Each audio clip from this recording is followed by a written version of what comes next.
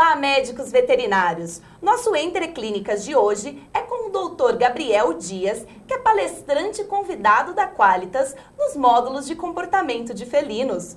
Boa tarde, professor. Obrigada pela presença. Olá, pessoal, tudo bem? É um prazer estar aqui no Entre Clínicas.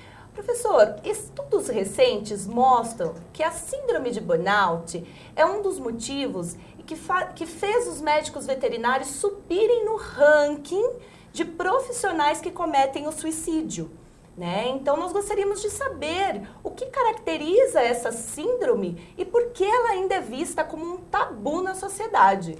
Bem, o burnout, o nome já diz, é uma síndrome de exaustão profissional.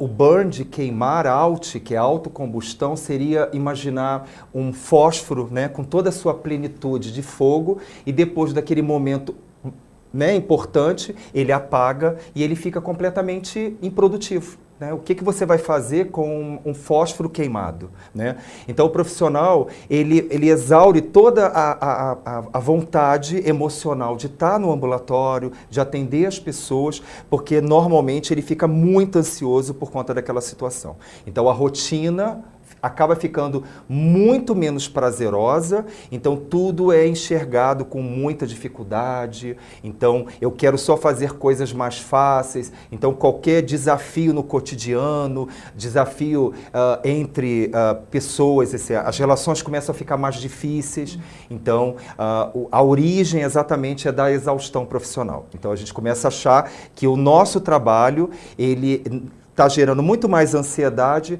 do que coisas emocionalmente produtivas. Entendido, professor. E o senhor já comentou, mas quais são as características principais que levam o profissional a buscar ajuda?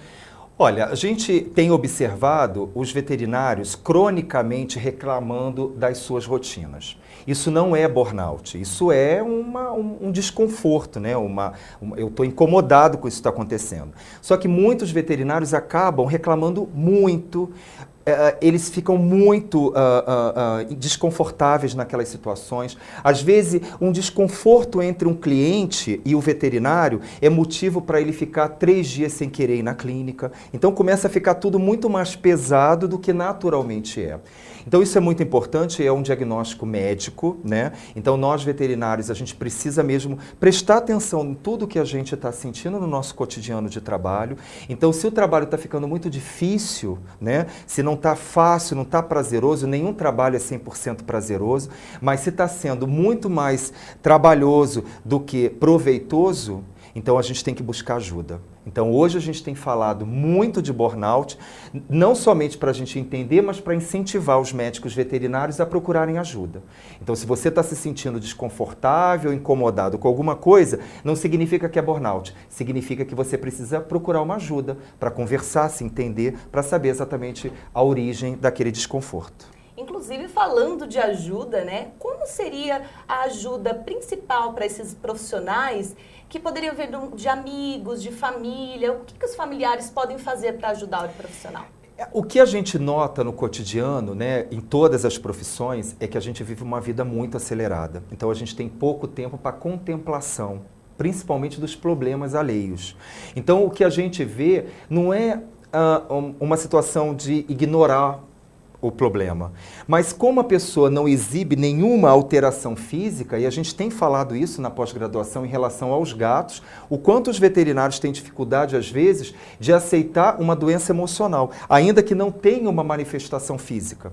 Então, quando você olha um colega e ele diz assim, eu estou muito cansado, não significa que ele tem algum problema, mas precisa de atenção, de amizade, de acolhimento, entendeu? Precisa compartilhar que aquilo também é alguma coisa que o incomoda. E quais são os principais fatores que despertam essa síndrome? Bem, hoje a gente vive uma situação muito importante no Brasil. Os médicos veterinários têm uma dificuldade muito importante de serem aceitos pela sociedade. Então, nós gostaríamos de ser aceito como um profissional atuante que merece ser recompensado pelo trabalho que ele faz. Então, isso é muito complicado, é um desafio muito grande, as pessoas estão muito ansiosas, então elas depositam no médico veterinário uma carga de ansiedade muito grande. Por favor, o meu gato não pode morrer. Né? O que vai ser da minha vida se esse animal morrer? Então isso tem um peso muito importante. Então hoje a gente tem falado o quanto o médico veterinário precisa se cuidar emocionalmente. Né? Precisa estar feliz, precisa estar alegre.